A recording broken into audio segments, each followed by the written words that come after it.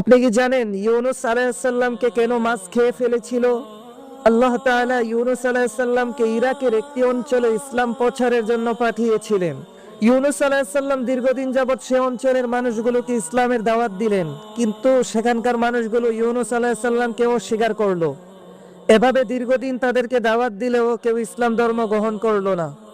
ইউনূস আলাইহিস সালাম তখন রাগ করে আল্লাহর অনুমতি ছাড়াই সে অঞ্চল থেকে চলে গেলেন।